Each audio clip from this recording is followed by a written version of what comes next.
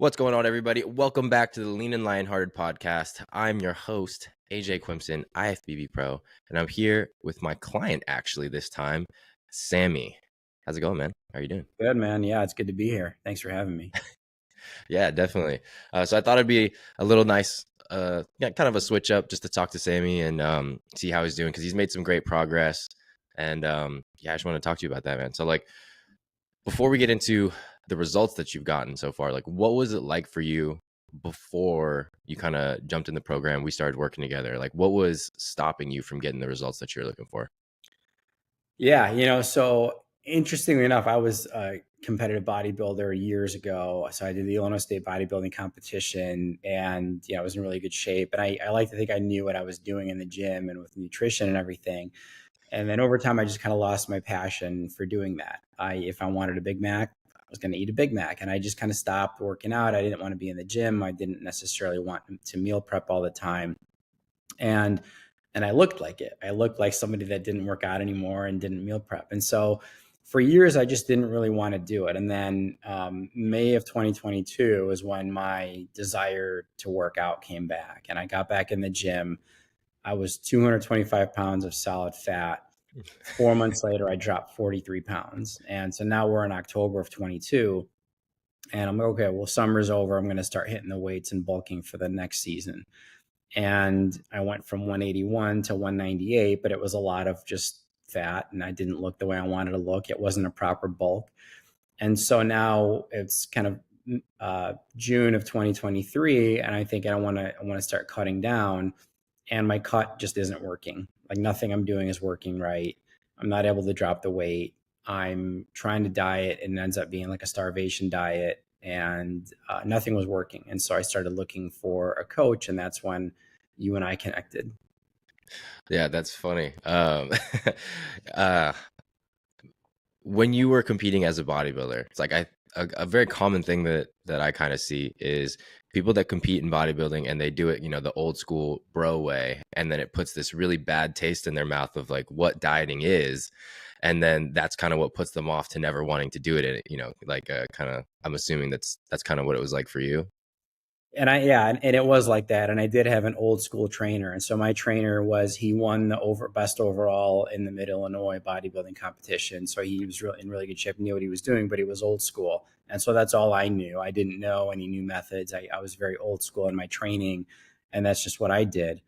So that kind of hampered me. I wasn't really thinking outside the box. And as somebody that I like to think that I'm kind of forward thinking, progressive, and always looking for new ways to do things, I was very old school with my training methods. So that definitely was holding me back a little bit.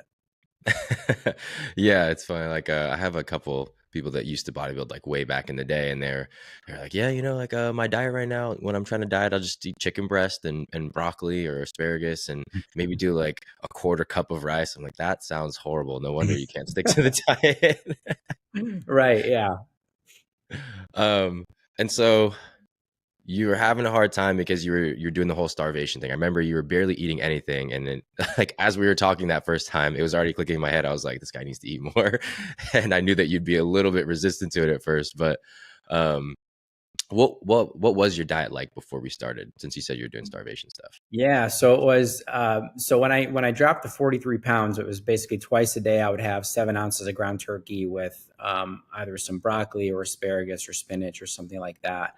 I'd have 2 pieces of chicken sausage in the morning, some string cheese, and that was really pretty much it. And it worked in 2022. Come to 2023, I wanted to go even more extreme than that. So I cut the string cheese out. I was doing, instead of 93% lean ground turkey, I was eating 99% lean ground turkey. So I was eliminating pretty much any trace of fat in my diet. No source of carbohydrates. It was really just pretty much just the ground turkey, no rice, no string cheese, no source of fat. And no flavoring in the food whatsoever. So it was really just kind of minimizing. And I was eating the yogurt at night. It was Greek yogurt. I started buying the fat-free or zero sugar yogurt, and that was like half the calories. And I wouldn't use like chocolate chips in there to flavor it a little bit. So I eliminated those calories. So I was probably eating less than 1,000 calories a day and still trying to do the cardio and everything. And so I was burning, let's say 600 calories a day, eating 900 to 1,000, maybe 1,200 calories a day, and not losing weight. So you could imagine my frustration when that wasn't working. Yeah, that is a common story. So how did you feel when you're on that diet? Like you're obviously motivated enough to basically eat nothing, but like how did you feel? I mean, I felt terrible. I was lethargic. I wasn't energetic. I was just grumpy. I wasn't eating enough. And to kind of fill the calories, to I guess curb my hunger, I would just resort to like zero sugar diet sodas or whatever, just to kind of keep me feeling full. Um, and I didn't feel good. I wasn't energetic, and I was focusing more on the cardio because I wanted to drop the weight. So I wasn't even lifting weights. So I was losing strength. I was losing muscle, and not burning fat. As bad as it Yeah. gets. Yeah, like the hard thing is that, when people want to push things harder, they don't kind of realize that as you push things harder, your body is going to start tapping into muscle. And then all of a sudden, your metabolism's getting slower because you need less calories to retain as much muscle, or have that much muscle. And then all of a sudden, you're doing more work, eating less food for less results, and you're just looking skinny fat. And that's usually when the Right. frustration sets in. Oh, the skinny fat's the worst too. And I looked at the pictures when I first started working with you, and definitely didn't look like somebody that just dropped 43 pounds. I looked like somebody that hadn't dropped any weight. And I knew I'd gained some back over the winter with my bulk and everything, but I was just ashamed by what I looked like, especially after all the work I did the previous year when I started back up. So I had no clue that increasing the calories was going to have the effect that it did. Yeah, it's weird. It's kind of counterintuitive.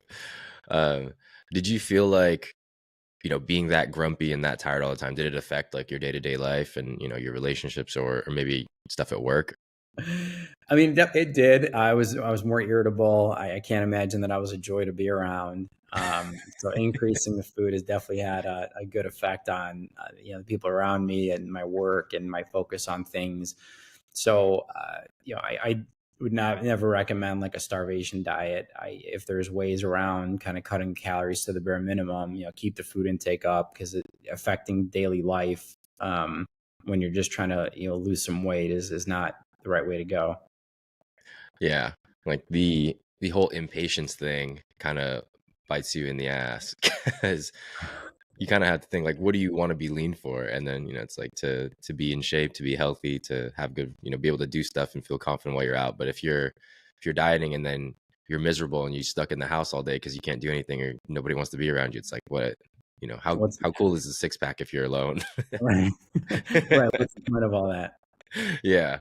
Um, so we got connected. This is 2023. It was like July-ish, right? You had been on this starvation diet. Like what was keeping you motivated to even try to keep reaching this goal? Yeah, I think I knew that I had other hobbies that I kind of put to the side that I knew I was gonna pick back up. So skydiving was one, and I knew I wanted to kind of get back into weightlifting and bodybuilding. I knew I had at least one more push in me to get back in shape. I know that if I'm 41 now, but when I'm approaching my 50s and 60s, I'm probably not going to be looking the way I would want to look. And so I just figured, like, if I'm going to get back in shape, this is the time to do it. And so that was kind of the motivation, as I just viewed it as kind of the last time I was going to be able to achieve the physique I wanted to achieve. Um, and also just the fact that I didn't want to give up after setting that goal in 2022 and having that desire just come rushing back to me, because I didn't go searching for it. I know that if I don't want to be in the gym, I just shouldn't go. I just should wait till I want to be in the gym. And that's what happened. It just kind of came rushing back to me, and I took advantage of that, got back in.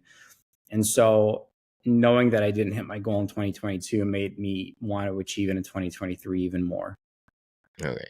Yeah, I remember you saying you're like, I I achieve my goals. I don't let them die Yeah. out. I don't quit on them. And that's kind of like how you are at work, right? You're a lawyer, right? Right. And Yeah. you said you do defense lawyer, right? Yeah. Correct. Criminal defense attorney focusing on federal and white collar crimes. Okay. So I imagine that's a pretty busy job. So how did you manage being in the program while having that kind of a busy job? Like was it difficult at all?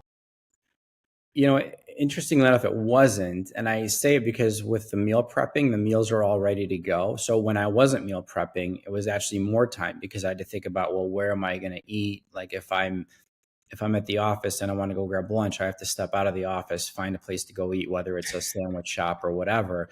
And I'm eating poorly and I'm, making poor decisions and I'm taking time out of my day to go look for something to eat. When I meal prepped, it was an hour and a half a week and it prepped me for 6 or 7 days. I had everything in Tupperware, everything ready to go.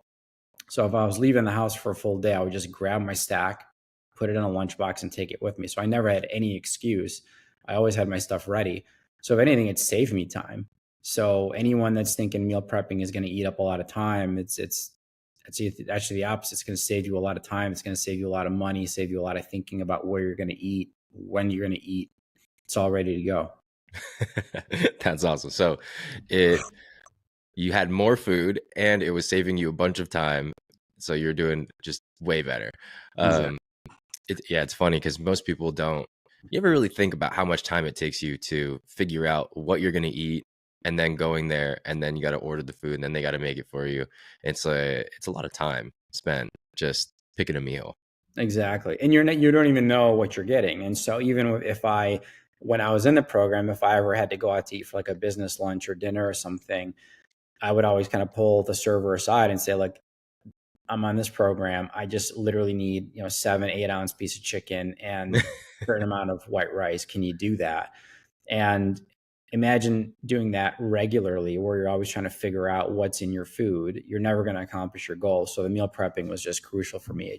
It was the most important aspect of the program. Yeah, definitely. Um, but you were able to, uh, go out to restaurants and trying to figure it out. Like we taught you a little bit more about nutrition, so it wasn't so bro. You could swap things in and out, but you kind of like just the simplicity of knowing exactly what you're gonna do, right? Yeah, it's one less decision I have to make in the day. If it saves me that time, I'm going to take advantage of it. So I didn't want to get creative. I didn't want to be thinking about what swaps I can make. I just wanted to have everything ready, and it was just easier for me. Yeah, but at least you know now, so that's good. Right. Yeah. Yeah. So, what was kind of your biggest fear or skepticism about joining the program and working together? I really wasn't all that skeptical. My thing is I wanted somebody that I've worked with a lot of trainers over the years, especially with like a background in bodybuilding. And so there's a lot of certifications when it comes to personal trainers. There's American Council on Exercise, there's American College of Sports Medicine, National Academy of Sports Medicine. And so I was always cognizant of that. And I knew what types of trainers I wanted to work with. When it came to a nutrition coach, I didn't want to work with a nutritionist that didn't have any type of background in bodybuilding because that wasn't, they didn't know the goal I was trying to go for. And so with you had the designation that I wanted. You had the look that I wanted a coach to have. It's shocking to me how many nutrition coaches or trainers just don't look like they're nutrition coaches or trainers. And I don't know how they think they're going to get a lot of clients that way if they don't practice what they preach. So you had all that. So I really didn't have much of a hesitation. Obviously I wanted to know that you were going to be on top of me and holding me accountable to hitting my goals and everything and making the tweaks that you needed to make. But I didn't really have much of a hesitation because I saw what you had accomplished. I read up on you and I knew I was going to get the results I wanted if I did what you told me to do. Hmm. That's cool. You're definitely a different type of person. I mean, you're when you know what you want, if you just trust it, you're just gonna go with it. You make decisions pretty quickly, I'm guessing.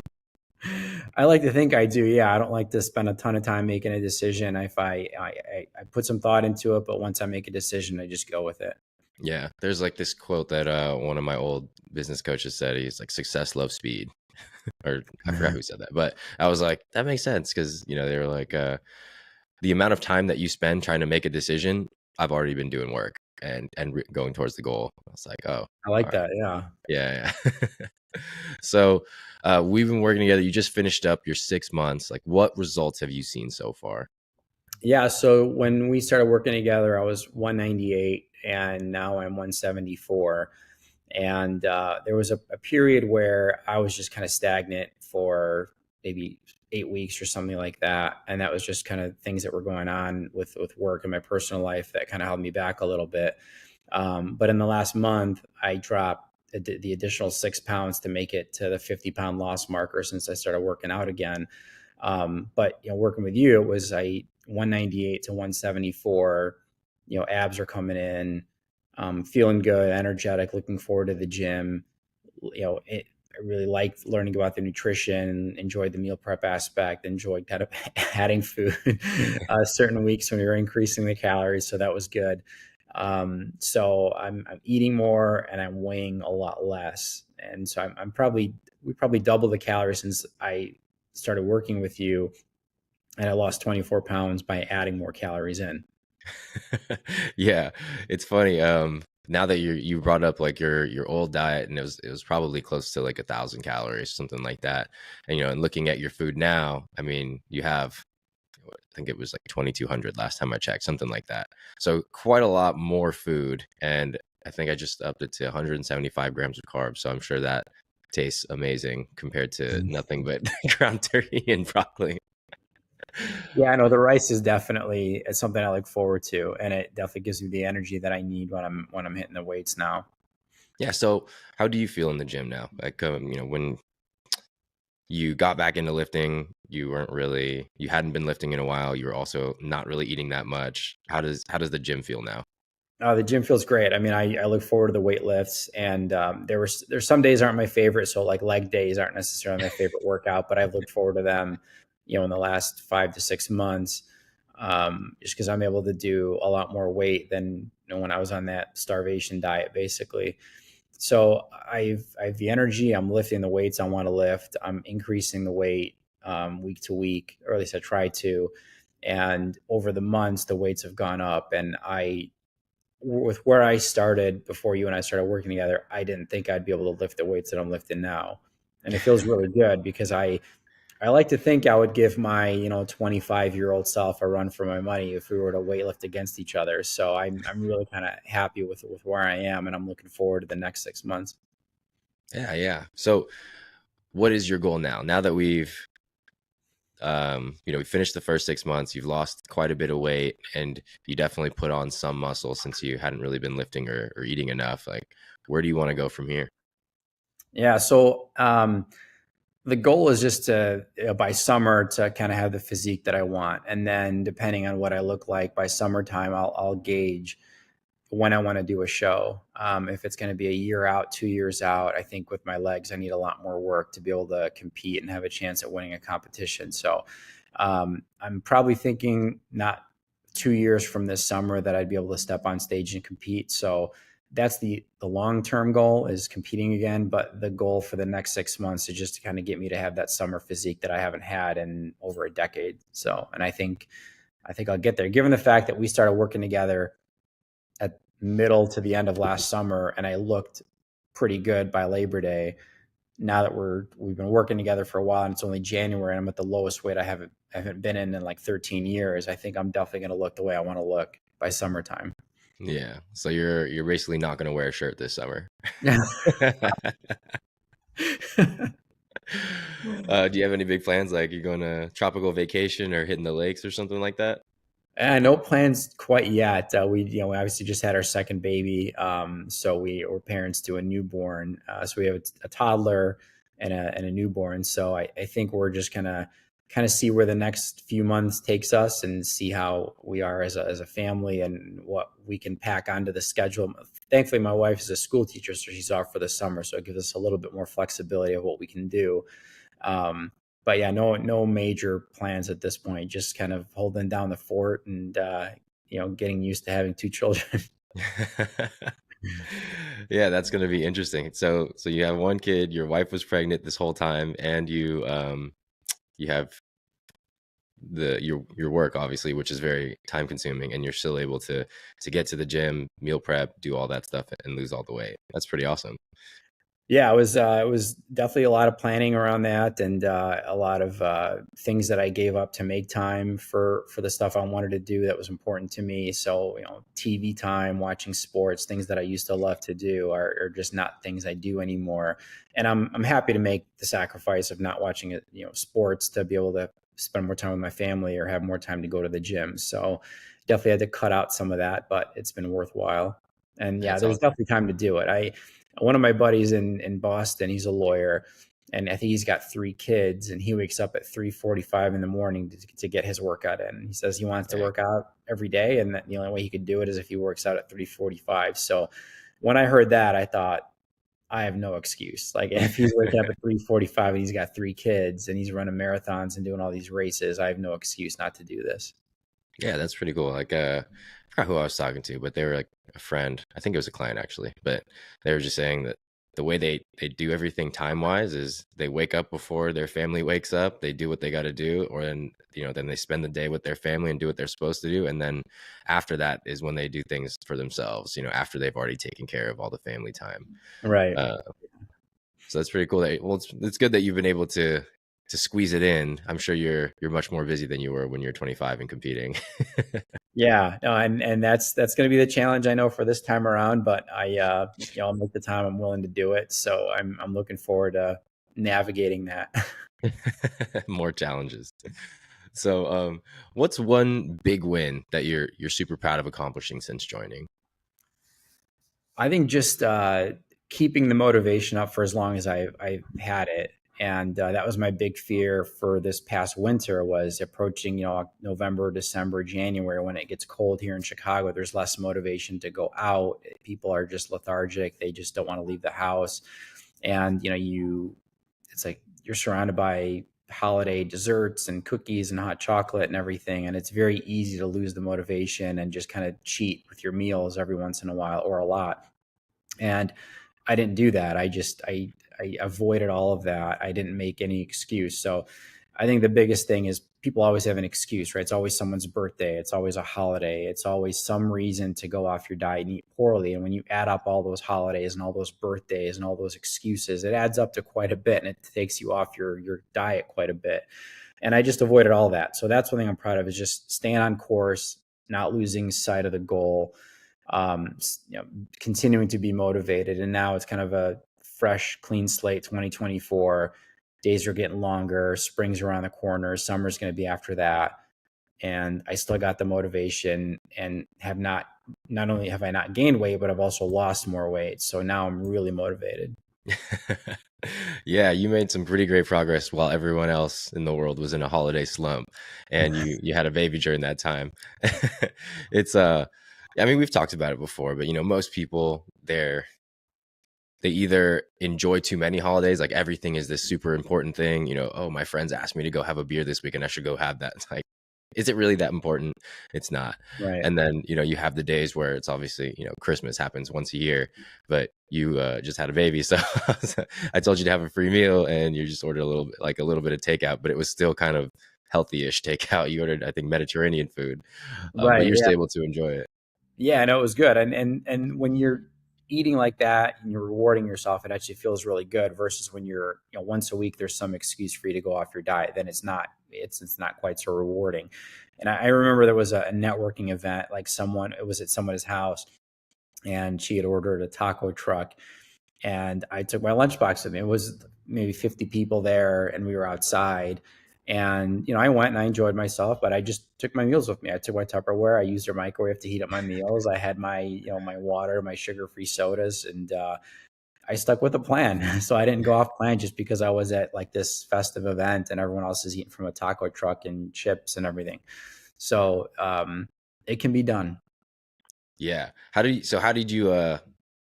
you feel during those experiences? Like when everyone is eating something, it's in your face, you have your meal, you got your Tupperware, and I'm assuming everyone's like, "Why don't you just eat a little bit? Why don't you just do this?" How was it for you? Yeah, it's tough, and that's the difficult part is everyone thinks it's, oh, well, if you eat this with me, it's just one cheat meal. But the thing is, when everyone around you is not on the same plan that you are, everyone thinks that the one meal with them is going to be the one cheat meal, right? And so you just have to put your foot down and say, no, like I just can't. For me, it was like, let's say, and I didn't do this during the program, but let's just say I allotted myself one cheat meal a week.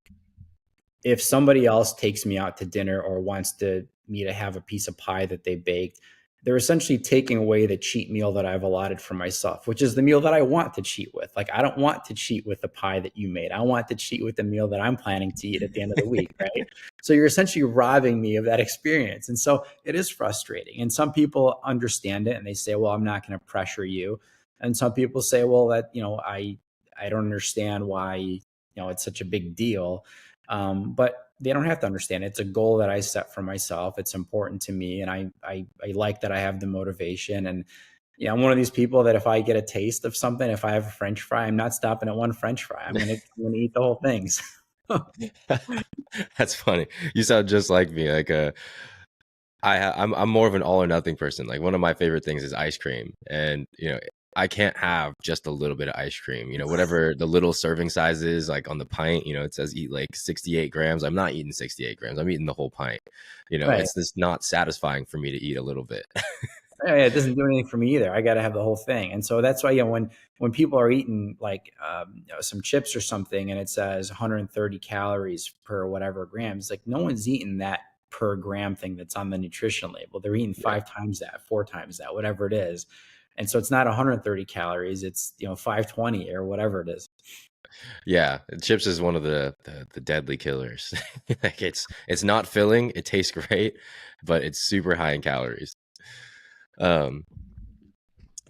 But yeah, so I was talking to somebody else about this on a previous episode, but I like going to events where everyone asks me, I don't know how you do that, in a weird way, just because, like, when you're bodybuilding, you have to have this kind of crazy intrinsic motivation, a lot of self-talk where you're like, I don't need that, like you're trying to focus on your goals. And then in a weird way, it ended up with me being like, yeah, well, you can't do this. That's why. And then it just gave me like this weird sense of like more motivation, because I was like, yeah, I'm definitely not. Now I don't even want what's in front of me, because I just want you to keep saying that. Right. Yeah. And it's a good feeling when somebody says to you, like, how do you kind of maintain that? Because a lot of people don't have the discipline to do what you did. And so I've gotten that sometimes, and it was pretty validating. It did feel pretty good. And it kind of kept me going a little bit, because I realized that if I cheat, if I go off plan, I'm no better than the average person that just goes off plan all the time. And so I wanted to be better than that. I wanted to be somebody that people looked at and says, wow, this person's resilient, they're disciplined, they're doing what needs to be done to hit their goal, and nothing's going to stop them. And I've always liked having that reputation. Yeah. I mean, it's kind of like how you do anything is how you do everything. And so it's like, if you're slacking here, you could be slacking somewhere else. But I Right. mean, I'm sure you've noticed when you're locked in on your diet, like everything else in your life gets kind of locked in, because you have to be so efficient with your time and everything. Right. Yeah. And I'm huge on efficiency and saving time and just being, locked into things that I do. So this was kind of one of the things that got me more focused on everything else in my life. It just, once I was locked in with the workouts and the diet, I wanted to be locked in with everything else. Yeah, that's awesome. So what would you say to someone who is maybe on the fence or skeptical about joining the program?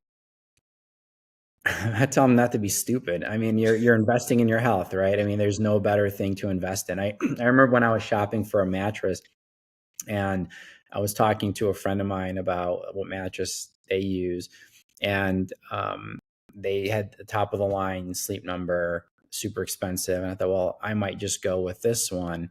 And he said, why would you be so cheap with like a mattress that you're going to buy? You spend a third of your life on it. And I thought, well, that's a good freaking point. How much money do I spend on stuff that I don't use for a third of my life? And so you spend a third of your life on the mattress that you sleep on. So I sprung for the high end Sleep Number mattress. And kind of similar with your health is, why would you not invest in your health?